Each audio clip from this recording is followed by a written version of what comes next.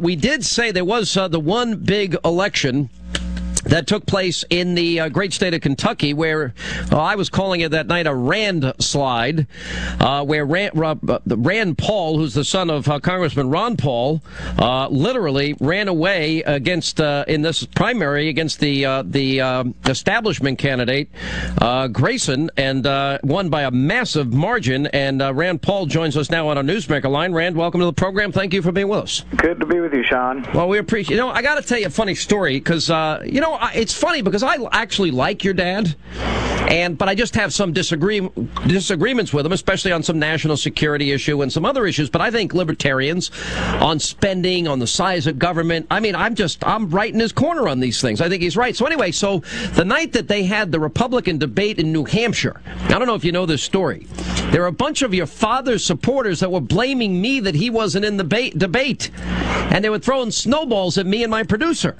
And it's a YouTube sensation. Did you ever hear about that? No, but I know people, a lot of them were unhappy about being excluded from a debate, but I think they might have been blaming the wrong person. Yeah, it's actually a pretty funny video, and you got to have a sense of humor about some of these things. Well, anyway, you went against the establishment and you won, and I think you actually had the best line of anybody in the campaign when you said, "We have come to take our government back," that you have a message from the Tea Party, and we're not going to mince words. Our message is loud and clear. We've come to take the government back. Explain that. Well, I think what's going on is that government really is broken and out of control, and it's really, I think you can't elect enough good people to change it. I think we're going to have some rules that they obey. Once upon a time we had the Constitution, but I don't think they really obey it anymore. I think if you can cobble together 51% of the vote in Congress, if Nancy Pelosi can get the votes, they figure, who cares about the Constitution? We have the majority, and that's a problem. I think we also need a new rule in the sense that I don't think they'll ever balance the budget. They don't have it in them, Republican and Democrat. They will never balance the budget unless they have a rule that forces them to.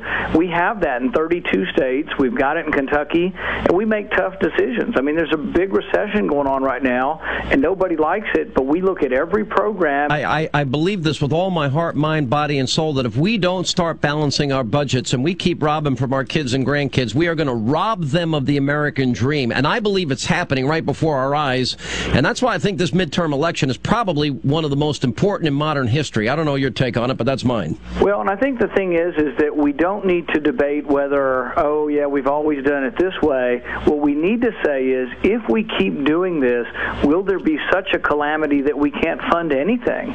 So it's not whether we fund, the roads or this or that program. It's we need to do it with money that's not borrowed, because if we keep borrowing for all of these programs, in the end there'll be no money for the programs that we do need. We need to have a national defense, and we need to spend money on national defense, but what if the system collapses and we have runaway inflation? Then we'll have no defense either.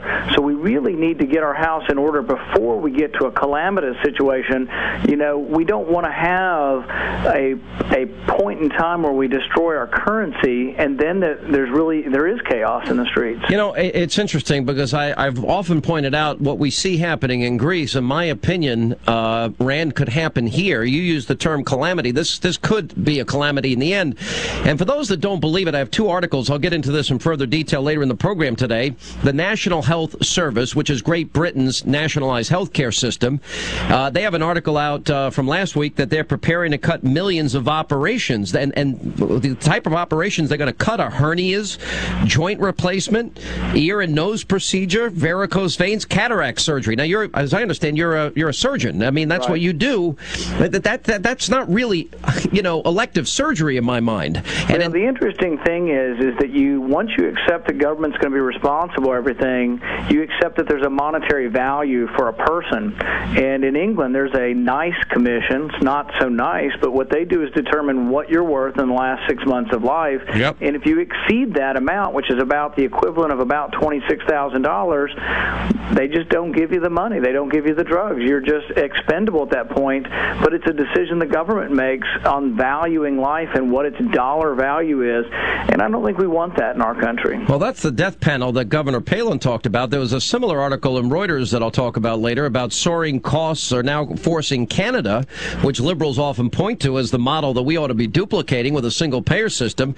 They now have to reassess their health model, and that means rationing and long waits and higher costs and higher taxes.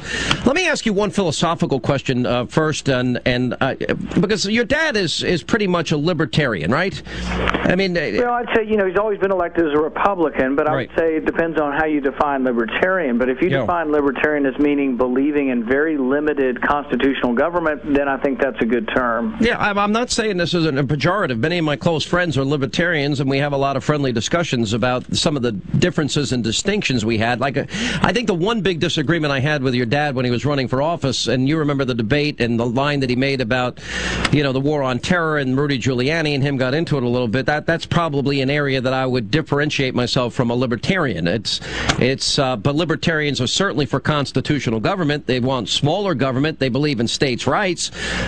They certainly don't believe in massive entitlements like we have now. So that would be an area where conservatives and libertarians agree, right? Right. And I think the other thing about it is that there can be gradations of everything you talk about. For example, that's a good point. I tell people that with foreign policy, you can be nowhere, or the opposite polar extreme is you're everywhere all the time in every war. And I think we're closer to the second extreme than we are to the first. Now, my father often argues for sort of the non-intervention policy of not being hardly anywhere. I would just argue I'm a little bit more in the middle. Let's not be everywhere all the time because we can't afford it. And I think that position is more of a position that's less strictly libertarian and maybe more conservative, but also acknowledges that we have to be careful not to be